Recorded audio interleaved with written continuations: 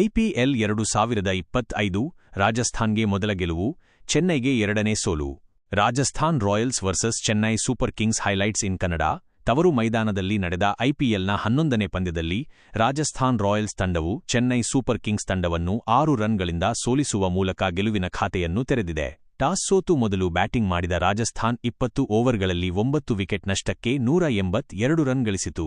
ಇದಕ್ಕೆ ಉತ್ತರವಾಗಿ ಚೆನ್ನೈ ತಂಡ ನಿಗದಿತ ಓವರ್ಗಳಲ್ಲಿ 6 ವಿಕೆಟ್ಗಳಿಗೆ 176 ರನ್ಗಳನ್ನು ಮಾತ್ರ ಗಳಿಸಲು ಶಕ್ತವಾಯಿತು. ರಾಜಸ್ಥಾನ್ ರಾಯಲ್ಸ್ ತಂಡವು ಕೊನೆಗೂ ಐಪಿಎಲ್ 2025ರಲ್ಲಿ ತನ್ನ ಗೆಲುವಿನ ಖಾತೆಯನ್ನು ತೆರೆದಿದೆ.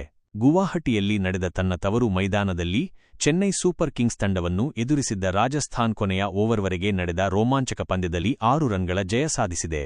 ಈ ಮೂಲಕ ಸತತ 2 ಪಂದ್ಯಗಳಲ್ಲಿ ಸೋತ ನಂತರ ರಾಜಸ್ಥಾನ 3ನೇ ಪಂದ್ಯವನ್ನು ಗೆಲ್ಲುವಲ್ಲಿ ಯಶಸ್ವಿಯಾಗಿದೆ. ಇತ್ತ ಮೊದಲ ಪಂದ್ಯವನ್ನು ಗೆದ್ದು ಗೆಲುವಿನ ಆರಂಭ ಪಡೆದುಕೊಂಡಿದ್ದ ಸಿಎಸ್ಕೆ ಆ ನಂತರದ 2 ಪಂದ್ಯಗಳನ್ನು ಸೋತಿದೆ. ಬರ್ಸಪರ ಕ್ರೀಡಾಂಗಣದಲ್ಲಿ ನಡೆದ ಈ ಪಂದ್ಯದಲ್ಲಿ ರಾಜಸ್ಥಾನ ರಾಯಲ್ಸ್ ಮೊದಲು ಬ್ಯಾಟ್ ಮಾಡಿ 182 ರನ್ಗಳ ಕಲೆ ಹಾಕಿತು. ಈ ಗುರಿ ಬೆನ್ನಟ್ಟಿದ ಚೆನ್ನೈ 176 ರನ್ ಕಲೆ ಹಾಕಲಷ್ಟೇ ಶಕ್ತವಾಯಿತು.